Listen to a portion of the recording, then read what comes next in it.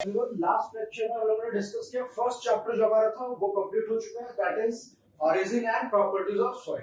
तो अभी हम लोग पहले उसकी क्वेश्चन डिस्कस करेंगे। जैसा मैंने आपको बोला था, first we will discuss question, इसके ऊपर क्वेश्चन सॉल्व करते हैं। बेसिक लेवल के क्वेश्चंस कैसे होंगे वो भी हम लोग देखेंगे। कुछ कन्वेंशनल टाइप के क्वेश्चंस हम लोग देखेंगे जो क्वेश्चंस आपके प्रीवियस ईयर एग्जाम में आ सकते हैं। चलिए, तो ये सारी चीजें देखने के बाद हम लोग फर्दर अपने नेक्स्ट टॉपिक को मूव करेंगे। सेकंड चैप्टर जो मैंने आपको बोल रखा था, इंडेक्स प्रॉपर्टीज ऑफ सॉइल। तो पैटर्न हमारा कुछ ऐसा ही रहेगा। इन बिटवीन हम कुछ क्वेश्चंस करते हैं जैसे कि हमने कर रखे थे लास्ट लेक्चर्स में। आपके एक दो एग्जांपल्स मैंने सॉल्व कराए थे। नाउ इस पूरे चैप्टर से रिलेटेड जो भी क्वेश्चंस फ्रेम हो सकते हैं वो हम लोग कुछ 5 to 6 7 क्वेश्चंस करेंगे और इसके बाद मूव करेंगे। चलिए, दूसरी बात मैं आपको बताना चाह रहा हूँ, जो भी क्वेश्चंस मैं बताता हूँ उसे आप अच्छे से समझ लेते हो, अच्छी बात है। वापस से आप एक बार खुद से उसे सॉल्व करो विदाउट सीइंग द वीडियो देखे बिना खुद से एक बार उसे सॉल्व करोगे, ठीक है। चलिए, इसके बाद क्या होगा, इसके बाद ये जो भी जैसे फर्स्ट चैप्टर मैंने पढ़ाया, इससे रिलेटेड जितने भी क्वेश्चंस हैं आपके प्रीवियस ईयर एग्जाम में आ चुके हैं, ऑब्जेक्टिव हो, कन्वेंशनल हो, किसी भी तरीके के क्वेश्चन हो, मल्टीपल चॉइस क्वेश्चन हो, आप उन सारे क्वेश्चंस को क्या करोगे, खुद से सॉल्व करोगे। खुद से सॉल्व करोगे, देखोगे कितने क्वेश्चंस आपसे सॉल्व हो गए और कितने क्वेश्चंस हैं जो आपसे सॉल्व नहीं हो पा रहे। तो डाउट रेज करोगे आप हमसे, हम लोग डिस्कस करेंगे उसे किस तरीके से, कहाँ प्रॉब्लम है। तो डाउट जब भी आप डिस्कस किया करो ना, तो ऐसा नहीं कि फैकल्टी को बोलते सर ये क्वेश्चन हमसे नहीं बन रहा है, क्यों नहीं हो रहा है, ये फिर हमें नहीं मालूम चल पाएगा कि आपसे प्रॉब्लम कहाँ पे आ रहा है। जैसे प्रॉब्लम तो हर किसी का अलग हो सकता है ना, किसी को क्वेश्चन समझ में आ गया बट उसे ये नहीं मालूम चल रहा है कि अप्रोच किस तरीके से करना है, किसी को यही नहीं पता चल रहा है क्वेश्चन में फाइंड क्या करने को बोल रहे हैं। तो ये डिफरेंट तरह के प्रॉब्लम होते हैं। तो ये आप शेयर करोगे, फिर हम लोग उसको डिस्कस करेंगे। इस तरीके से आपका पूरा चैप्टर, पूरा सिलेबस, पूरा सब्जेक्ट आपका कंप्लीट हो जाएगा। तो ये प्रोसेस है, इसको हम लोग रिपीट करते हैं। चलिए, तो पहले हम लोग कुछ क्वेश्चन देख लेते हैं। सो वन बाय वन हम लोग सारे क्वेश्चन यहाँ पर डिस्कस करेंगे और इसके बाद फिर स्टार्ट करेंगे हमारा नेक्स्ट टॉपिक। चलिए, तो क्वेश्चन डिस्कस करते हैं। सो फर्स्ट क्वेश्चन,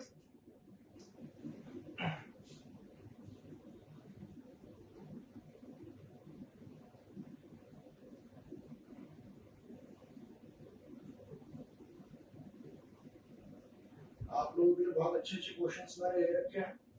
चलिए, फर्स्ट क्वेश्चन हम लोग यहाँ पे देखते हैं। So question is, in its natural condition,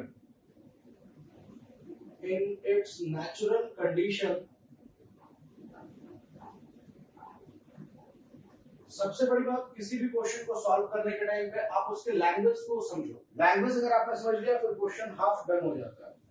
Soil sample has a mass of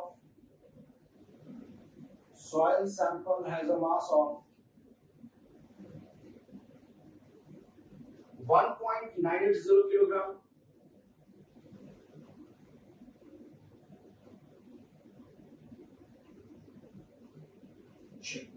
and a volume of 0.001 meter cube. चलिए, आगे क्या दे रखा है, after being completely dried in an oven,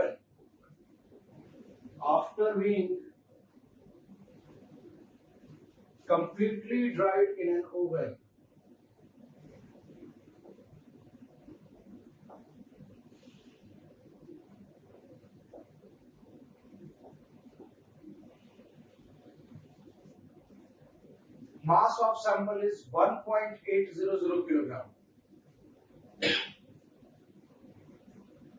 Mass of sample is 1.800 kilogram. Next क्या पूछ रहा है आपसे, स्पेसिफिक ग्रेविटी G की वैल्यू गिवन है 2.7, unit weight of water is given 10 kilonewton पर मीटर क्यूब। मैंने आपको लेक्चर में बताया भी था 9.81 होता है एक्यूरेटली, बट क्वेश्चन में कई बार 10 भी गिवन होता है, अप्रोक्सीमेट वैल्यू ले लेते हैं वो। चलिए, फाइंड क्या करना है हमें, फाइंड डिग्री ऑफ सैचुरेशन।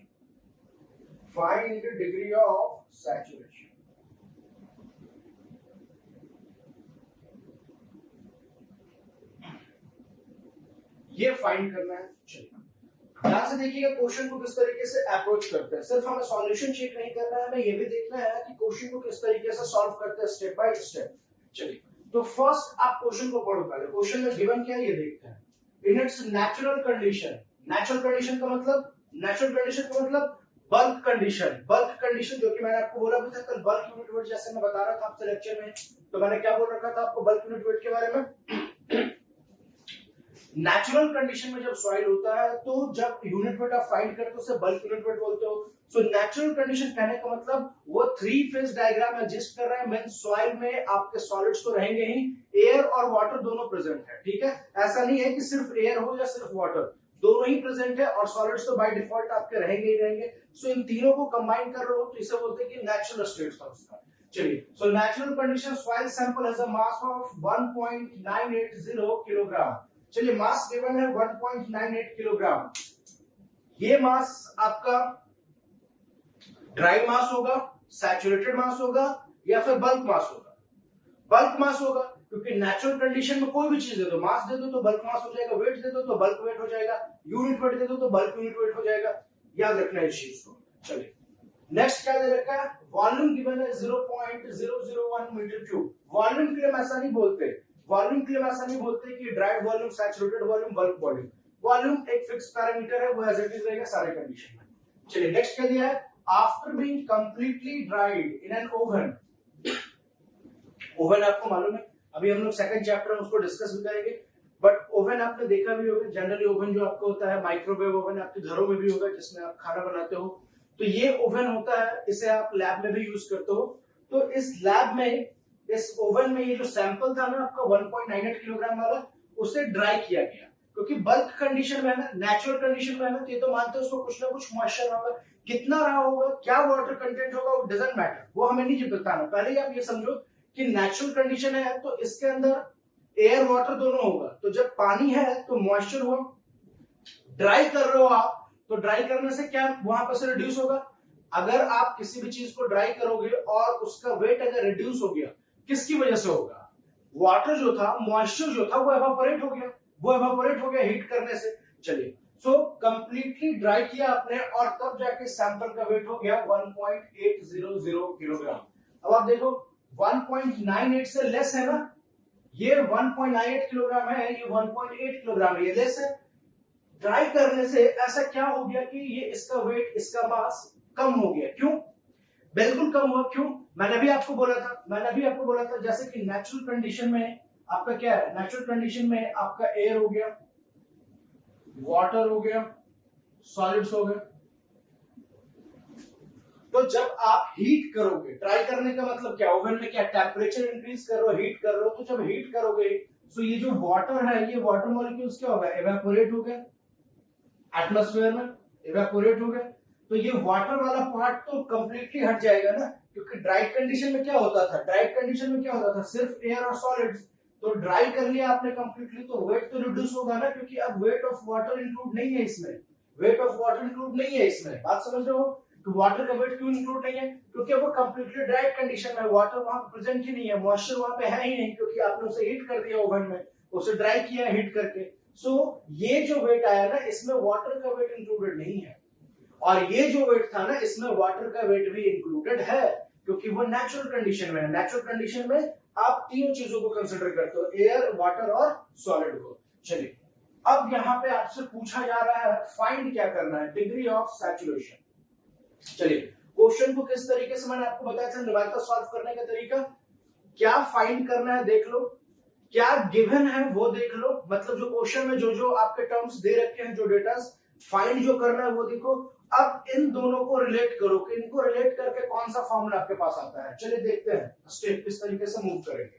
तो इसकी सॉल्यूशन को देखते हैं, चलिए, आपका गिवन क्या है? ये मास गिवन है ना, सो मास ऑफ सैंपल। तो जब मैं सिर्फ मास ऑफ सैंपल लिखूं, दैट मींस बल्क कंडीशन है। अगर सैचुरेटेड मास होता तो मैं सैचुरेटेड मास लिखता, ड्राई होता तो ड्राई मास लिखता, लेकिन सिर्फ मास लिखा हो, that means natural condition bulk wait.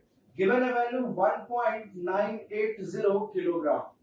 चलिए, ये वैल्यू गिवन है। इसके अलावा क्या गिवन है? वॉल्यूम गिवन है। वॉल्यूम कितनी है? Volume is 0.001 metre cube. इसके अलावा और क्या गिवन है आपके? चलिए, ड्राई मास 1.8 किलोग्राम। तो अब देखो, मैं सिर्फ मास नहीं लिख रहा, मैं लिख रहा हूं ड्राई मास ऑफ सैंपल। अभी मैं लिख रहा हूँ ड्राई मास ऑफ सैंपल, और ड्राई मास ऑफ सैंपल कितना है 1.800 किलोग्राम, 1.800 किलोग्राम।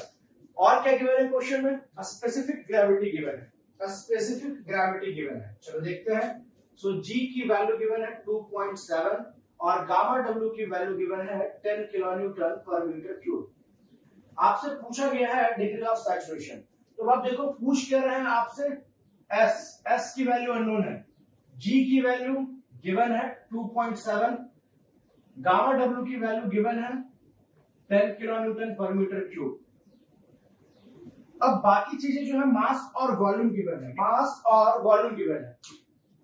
एक बात मुझे बताओ, स्पेसिफिक ग्रेविटी गिवन हो और डिग्री ऑफ सैचुरेशन फाइंड करना हो, कोई ऐसा फॉर्मूला है क्या? कोई ऐसा फॉर्मूला है क्या? याद कीजिए इंटर रिलेशनशिप, मैंने जो फर्स्ट फॉर्मूला लिखवाया था वो फर्स्ट फॉर्मूला क्या लिखाया था मैंने? फर्स्ट फॉर्मूला क्या लिखाया था मैंने?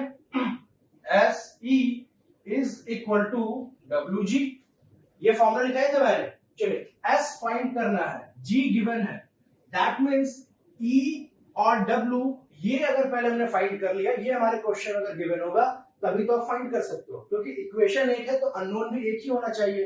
अब इक्वेशन एक है, अननोन 2-3 है, कैसे सॉल्व करोगे? ये तो आपने सीख रखा है ना, मालूम है ना आपको कि जितने अननोन मतलब जितनी चीजें फाइंड कर रही उतनी इक्वेशंस होने चाहिए। तो आपको फाइंड करना है डिग्री ऑफ सैचुरेशन, जी की वैल्यू गिवन है, दैट मींस ए और डब्ल्यू की वैल्यू भी क्वेश्चन में गिवन होगी, ई और डब्ल्यू की वैल्यू भी क्वेश्चन में गिवन होगी। ये होता है ट्रिक, एग्जाम में क्वेश्चन इस तरीके से बनाए जाते हैं। आपको लग रहा होगा कि सर कहीं पे भी वॉइड रेशियो लिखा नहीं दिखा मुझे, सर कहीं पे भी वाटर कंटेंट लिखा हुआ नहीं दिखा मुझे। चलिए, तो जब भी ऐसे क्वेश्चंस पूछते हैं वो जरूर दे के रखें क्वेश्चन में, ये ई और डब्ल्यू दोनों इसी क्वेश्चन में गिवन है, बट वो छिपा हुआ है, उसे आपको बाहर निकालना है। कैसे निकालोगे? चलिए देखते हैं। पहले वाटर कंटेंट को देखो, सॉरी मैंने अभी आपको बोला था मास ऑफ सैंपल 1.980 किलोग्राम, इसमें वाटर का भी मास इंक्लूडेड है, मैंने अभी आपको बोला। अच्छा, ड्राई जो मास होगा इसमें वाटर का मास इंक्लूडेड नहीं है, वाटर का मास इंक्लूडेड नहीं है, दैट मींस ये दोनों के वेट, इन दोनों के मास के बीच का जो डिफरेंस है वही आपका वाटर का मास होगा, वही होगा ना वाटर का मास, क्योंकि सिर्फ वाटर ही तो रिमूव हुआ होगा, एयर तो है, और एयर का तो मास या वेट वैसे भी 0 मानते हैं।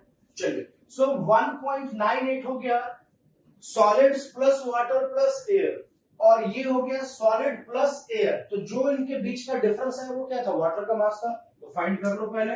सो W is equal to, W आपका क्या हो गया यहाँ पे? W क्या हो गया? वाटर कंटेंट, स्मॉल w है, तो स्मॉल w आपका फॉर्मूला क्या होता है? Weight of water divided by weight of solids, यही सीखा है आपने। बट यहां तो वेट ऑफ वाटर और वेट ऑफ सॉलिड्स गिवन नहीं है, तो इस फॉर्मूले को यूज नहीं कर सकते। दैट मींस जब इस फॉर्मूले को यूज नहीं कर सकते तो फिर इसके डेफिनेशन के अकॉर्डिंगली चलेंगे। चलिए, तो अब बात समझो, मैंने अभी आपको बोला कि 1.98 आपका टोटल था, 1.8 वाटर रिमूव होने के बाद हुआ, दैट मींस आप यहां से फाइंड कर लो ना, W is equal to 1.980 minus 1.800, ये जो डिफरेंस आया ये डिफरेंस ही तो है ना आपका वाटर का मास, बट मुझे परसेंटेज के फॉर्म में चाहिए, तो परसेंटेज में कैसे करोगे? ड्राई वॉल्यूम के कंपैरिजन में निकाल, ड्राई वेट के कंपैरिजन में निकाल दो। चलिए अब ये डिफरेंस फाइंड कीजिए, स्टार्ट कैलसी अपने निकालिए और यूज कीजिए। मैं बता रहा हूं यहां से 1.98 माइनस 1.8, सो 0.18 का डिफरेंस आया, डिवाइडेड बाय 1.800, सो 0.1 आ रहा है, ये वैल्यू आ रही है 0.1, इक्वल टू आप 10% भी लिख सकते हो परसेंटेज में अगर लिखना चाहो तो। सो अब आपके W की वैल्यू आ गई। अब देखो W की वैल्यू क्वेश्चन में दे रखी थी बट डायरेक्टली नहीं गिवन थी। हाँ, डायरेक्टली भी गिवन होता है बट जरूरी नहीं कि हमेशा डायरेक्टली दे, वो नहीं भी दे सकते डायरेक्टली। तो आपको क्या करना है, वहां पे आप क्या करोगे, वहां पे आपको यूज करना है, वहां पे आप यूज करोगे कि क्वेश्चन में जो चीजें गिवन है डेफिनेटली वहां पे कोई ना कोई ऐसा हिंट होगा, कोई ना कोई ऐसा हिंट होगा जिससे बाकी चीजें गिवन है, क्योंकि फॉर्मूला तो यही अप्लाई होगा, समझ में आ गया हमें। तो E और W आपके क्वेश्चन में गिवन होगा तभी तो आप फाइंड कर सकते हो ना S, क्योंकि ये 3 टर्म गिवन होंगे तब तो आप S फाइंड करोगे। चलिए, तो G तो गिवन था, W हमने फाइंड कर लिया इसी गिवन डेटा से। वॉइड रेशियो भी फाइंड करना है। चलिए, वॉइड रेशियो कैसे फाइंड कर सकते हैं? मैंने आपको लेक्चर में एक ट्रिक बताया था, वॉइड रेशियो जब भी फाइंड करना हो सबसे पहले हम गामा डी के फॉर्मूले को यूज करते हैं। गामा डी मतलब गामा डी या rho D, means dry unit weight या ड्राई यूनिट डेंसिटी से ही हम फाइंड कर सकते हैं। सिर्फ वही एक फॉर्मूला है जिससे आप ई की वैल्यू फाइंड कर सकते हो। और क्यों ऐसा मैं बोल रहा हूं, आप बोलोगे सर गामा सैचुरेटेड में भी तो ई था, वहां से भी फाइंड कर सकते हैं। सर गामा सबमर्ज में भी तो ई था, वहां से भी फाइंड कर सकते हैं। सर गामा बल्क में भी तो ई था, वहां से भी फाइंड कर सकते हैं। बट जितने भी मैंने आपको फॉर्मूले दिए थे वेट के, उसमें आपका मिनिमम नंबर ऑफ टर्म्स जो है, सबसे कम टर्म जो आपका है वो गामा डी में है। सो इसके लिए हम उसे प्रेफर करते हैं। और दूसरी और एक बात क्या है, गामा डी क्या है, ड्राई वेट। सो ड्राई का मतलब सिर्फ सॉलिड का वेट, और मैंने आपको बोला था सॉलिड से एक स्टेबल पैरामीटर होती है, तो इसके लिए हम हमेशा उसे ही कंसिडर करेंगे। चलिए, तो गामा डी की वैल्यू से आप निकाल सकते हो ई की वैल्यू। कैसे? गामा डी का फॉर्मूला क्या होता है, जी gamma W divided by 1 plus E. Ji gamma W divided by 1 plus E. Gamma W की वैल्यू गिवन है, क्या गिवन है क्वेश्चन में, ई तो फाइंड ही करना है, जी की वैल्यू भी गिवन है। अब आप बोलोगे सर गामा डी की वैल्यू तो गिवन नहीं है। गामा डी की वैल्यू गिवन नहीं है क्या? आपको मालूम है गामा डी की वैल्यू गिवन नहीं है? गामा डी की वैल्यू बिल्कुल गिवन है। चलिए, कैसे? गामा डी के बारे में मैंने एक और फॉर्मूला आपको बताया था, gamma D can be written as gamma by 1 plus W. ऐसा बोल सकते हो ना, गामा बाय 1 प्लस डब्ल्यू, ऐसा हम लोग बोल सकते हैं। चलिए, गामा की वैल्यू गिवन है क्या? गामा की वैल्यू गिवन है क्या? आप बोलोगे सर नहीं, गामा की वैल्यू गिवन नहीं है। अच्छा, मास गिवन है क्या? ये मास तो है ना, तो ये मास भी तो बल्क में है, और गामा भी बल्क यूनिट वेट होता है। मैंने आपको क्या बोला था, मास और वेट, डेंसिटी और यूनिट वेट यहाँ पे इंटरचेंजेबल होते हैं आपके सॉइल मैकेनिक्स में। सॉइल मैकेनिक्स में इंटरचेंजेबल होते हैं, मतलब दोनों में से किसी को भी किसी की जगह पे यूज कर सकते हो। चलिए, तो यहां से गामा डी हम लोग फाइंड कर लेंगे। कैसे? गामा डी को मैं लिख सकता हूं gamma by 1 plus W is equal to G gamma W divided by 1 plus E. ठीक है, ये गामा डी के प्लेस पे मैंने ये फॉर्मूला रखा, और ये बाकी चीजें ऐसी नहीं थी। चलिए, गामा की वैल्यू कितनी ले लोगे आप? मास है, मास से कर लो 1.98 डिवाइडेड बाय 1 प्लस 0.1। ये वैल्यू आ रही है, ये वैल्यू आ रही है, ठीक है, इक्वल टू जी की value 2.7 into 10 divided by 1 plus E. अब एक बात बताओ, ये 10 किलो न्यूटन पर मीटर क्यूब में है, ये तो अभी मास आ रहा है ना, आपका मास आ रहा है ना, ये आपका किलोग्राम में आएगा, तो इसको तो कन्वर्ट करना होगा, मैं इसे तो हमें कन्वर्ट करना होगा, इसे हमें कन्वर्ट करना होगा। कैसे कन्वर्ट करो, इसे किस तरीके से कन्वर्ट कर सकते हो आप, how we can convert that, उसे हम लोग कन्वर्ट कैसे करेंगे, उसे हम लोग कन्वर्ट कैसे करेंगे, चलिए देखते हैं। 1.98 बाय 1 प्लस 0.1 पहले से सॉल्व करो, ये वैल्यू कितनी आती है, सो 1.98 डिवाइडेड बाय 1.1, सो 1.8 आ रहा है ये value. 1.8 is equal to 2.7 into 10 divided by 1 plus E. तो अब आप दो चीज कर सकते हो, या तो इसे 10 के यूनिट में ले लो, मतलब किलो न्यूटन पर मीटर क्यूब में ले लो, या फिर उसे भी केजी पर मीटर क्यूब में कर दो कन्वर्ट, क्योंकि ये 1.8 किस चीज में है, ये 1.8 किस में है, किलोग्राम में है। सो दो में से कोई एक काम कर लो आप, दो में से कोई भी एक काम आप लोग कर सकते हो, या तो आप कन्वर्ट कर लो, या तो आप कन्वर्ट कर लो किसमें, या तो आप कन्वर्ट कर लो इसे उसके यूनिट में, या फिर उसे इसके यूनिट में, क्योंकि यूनिट तो सेम होना चाहिए, तभी तो आप इसे सॉल्व कर सकते हो। तो आप बोलोगे सर कन्वर्ट कैसे करूं, सर कन्वर्ट कैसे करूं, चलिए कन्वर्ट कैसे करेंगे, आप बोलेंगे सर ये तो 1.8 किलोग्राम आ रहा है, ये तो सर 1.8 किलोग्राम आ रहा है, चलिए इसको किलोग्राम पर मीटर क्यूब में कर सकते हो क्या, इसे किलोग्राम पर मीटर क्यूब में कर सकते हो क्या, कैसे करोगे, आप बोलोगे डिवाइड करो इसको वॉल्यूम से 0.001 मीटर क्यूब। अब ये किलोग्राम पर मीटर क्यूब आ गया, ये किलोग्राम पर मीटर क्यूब आ रहा है क्या, ये किलोग्राम पर मीटर क्यूब आ रहा है। चलिए फाइंड कीजिए उसको, कितनी वैल्यू आएगी किलोग्राम पर मीटर क्यूब में, वो वैल्यू कितनी आ रही चेक कीजिए, 1.8 डिवाइडेड बाय 0.001, 1.8 डिवाइडेड बाय 0.001।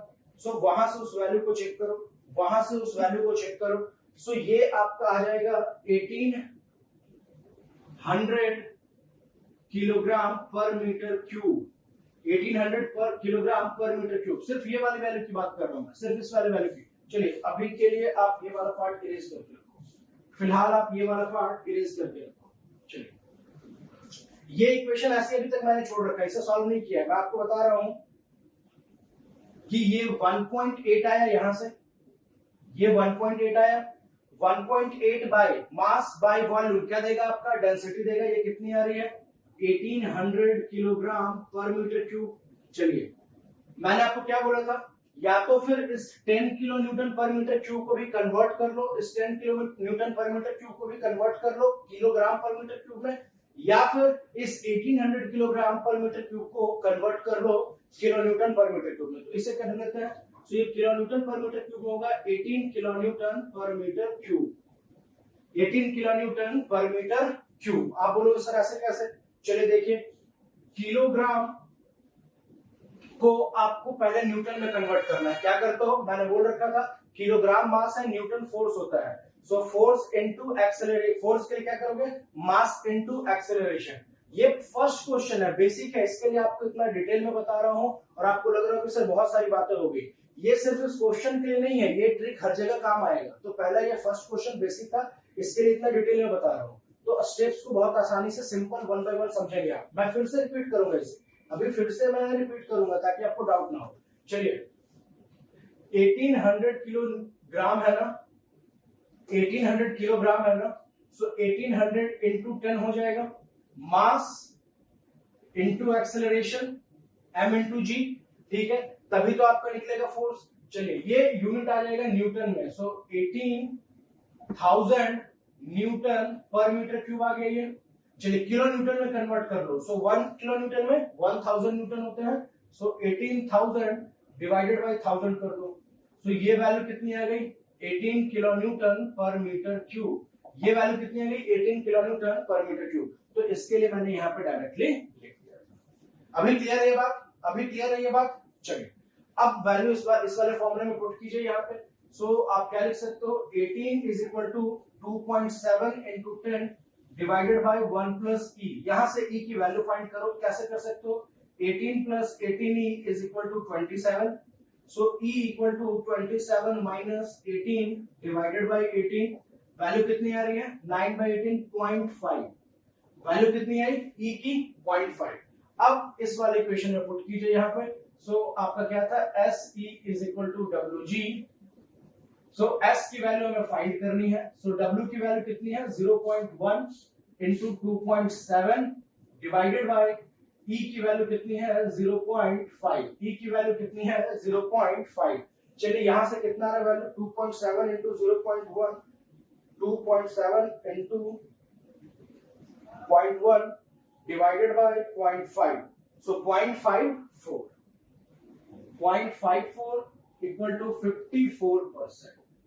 सो ये आपका फाइनल आंसर है डिग्री ऑफ सैचुरेशन, ये आपका फाइनल आंसर है डिग्री ऑफ सैचुरेशन का, 0.54 या फिर 54%।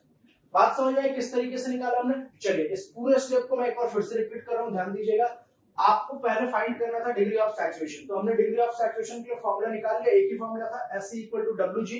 चलिए G की वैल्यू गिवन है, W और E फाइंड करना था, तो W हमने वाटर कंटेंट बहुत इजीली फाइंड कर लिया, क्योंकि पूरा वेट 1.98 था, ड्राई के बाद 1.8 हो गया, तो ये जो डिफरेंस है वो क्या था, मास ऑफ वाटर हो गया। चलिए तो मास ऑफ वाटर आपने यहां से निकाल लिया, परसेंटेज के टर्म में निकालना है तो डिवाइड करो आप उसको किस वॉल्यूम से, फाइनल वॉल्यूम से, फाइनल मास से, सो 1.8, तो ये 0.1 आ गया, इसको 10% भी लिख सकते हो या 0.1 भी लिख सकते हो। चलिए वाटर कंटेंट निकल गया, अब हमें फाइंड करना था E, void ratio. Void ratio के लिए मैंने आपको बोल रखा है गामा डी का इक्वेशन यूज करोगे हमेशा इजीली निकलेगा। तो गामा डी का हमने फॉर्मूला क्या देखा, G gamma W by 1 plus E। इसमें G और गामा W तो गिवन था, बट गामा डी नहीं गिवन है। कैसे फाइंड करते, गामा डी गिवन नहीं है तो हम फाइंड कर सकते थे इस वाले इक्वेशन से, गामा बाय 1 प्लस W से।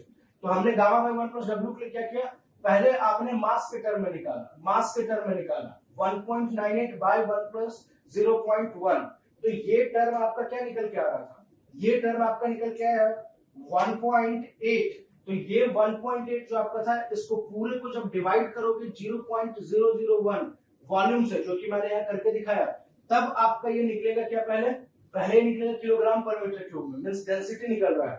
अब आप इसको क्या करोगे, कन्वर्ट करो किसके टर्म में, ये 10 किलो न्यूटन पर मीटर क्यूब है, तो इसे भी हमने किलो न्यूटन पर मीटर क्यूब में कर दिया। तो यहां से ये 1800 किलोग्राम पर मीटर क्यूब आ रहा था। मैंने ये भी बताया आपको कि किलोग्राम को कैसे कन्वर्ट करते हो न्यूटन में, तो मास इनटू एक्सेलरेशन, जो कि 10 है, 9.81 होता है, बट उसे आप 10 मानते हो अप्रोक्सीमेशन में। सो आपने 18,000 कर लिया, 18,000 न्यूटन है, किलो न्यूटन में कन्वर्ट करने के लिए 1000 से डिवाइड। क्यों ऐसा किया? क्योंकि मुझे मालूम है 1 किलो न्यूटन में 1000 न्यूटन होते हैं, ठीक है। तो यहां से आपने फाइंड कर लिया कि ये 18 किलो न्यूटन पर मीटर क्यूब है। अब इस वाले फॉर्मूले में हम पुट कर देंगे, इस वाले फॉर्मूले में पुट कर देंगे। सो गामा डी की value 18, 2.7 into gamma W 10 divided by 1 plus E. यहां से ई निकाल लिया हमने 0.5। जब ई निकल गया, अब इस इक्वेशन में सबसे फर्स्ट आ जाएंगे वापस S E is equal to W into G. तो एस की वैल्यू कैसे हो जाएगी? W G by E. तो डब्ल्यू की वैल्यू 0.1, जी की वैल्यू 2.7, ई की वैल्यू 0.5 अभी हमने निकाला, यहां से 0.54 आ रहा है। परसेंटेज में अगर आपसे पूछा होता तो 54%। Is it okay? Is it clear? ये आपको क्लियर होगा किस तरीके से हमें अप्रोच करना है, ठीक है। और ये सारी चीजें तो एडिशनल मैं आपको बता रहा था कि वॉल्यूम से डिवाइड करो, ऐसे करो, क्योंकि फर्स्ट क्वेश्चन है तो मुझे आपको बताना था बेसिक किस तरीके से होगा। अच्छा, अब एक बात आप मुझे बताओ, अब मैंने ये तरीका बता दिया तो आपको मुझे बार बार ये बताने की जरूरत पड़ेगी क्या कि आप इसको इस तरीके से 10 से मल्टीप्लाई करो, फिर 1000 से डिवाइड करो, तब जाके किलोमीटर आएगा? अब तो जरूरत नहीं पड़ेगी ना। तो बेसिक में क्या करते हैं, टाइम देंगे, एक एक बात सीखेंगे। अब जैसे आपने ये भी यहाँ सीखा कि 1 किलो न्यूटन में 1000 न्यूटन होता है, तो अब ये सारी चीजें फिर आपको अगले क्वेश्चन में जरूरत नहीं पड़ेगी मुझे बताने की। मैं डायरेक्टली बोलूंगा कि ऐसे करते हैं ना, आप भी समझोगे हाँ सर ऐसा ही तो करते हैं, बताया तो था आपने। तो ये तरीका होता है। तो स्टार्टिंग में स्पीड धीरे चलेगी आपकी, फिर थोड़ा थोड़ा स्टेप जब आपका राइज हो जाएगा, जब आपके समझने की कैपेसिटी इंक्रीज कर जाएगी, फिर अचानक से हाई लेवल के क्वेश्चंस, और वहां से फिर हम इतना स्टेप डिस्कस नहीं करेंगे, डायरेक्टली क्वेश्चन कैसे सॉल्व करना है उस पर फोकस करेंगे। So this was the first question, इस चीज को आप ध्यान रखेंगे। और इस क्वेश्चन में जितनी बातें आपने सीखी, ऐसा नहीं है कि वो सिर्फ इस क्वेश्चन के लिए था। अब ये वैल्यू आप mass divided by volume density होती है, वो हर जगह होती है, सिर्फ इस क्वेश्चन के लिए थोड़ी ना है। डेंसिटी को कैसे कन्वर्ट करोगे? तो मास इनटू एक्सेलरेशन कर दो, पहले आप फोर्स निकाल लो, क्योंकि वेट एक फोर्स कंपोनेंट होता है, ये तो पढ़ रखा है आपने। चलिए, सो ये इस तरीके से फर्स्ट क्वेश्चन हमने यहाँ पे डिस्कस किया। चलिए, सिमिलरली हम लोग और भी क्वेश्चंस कुछ देखेंगे।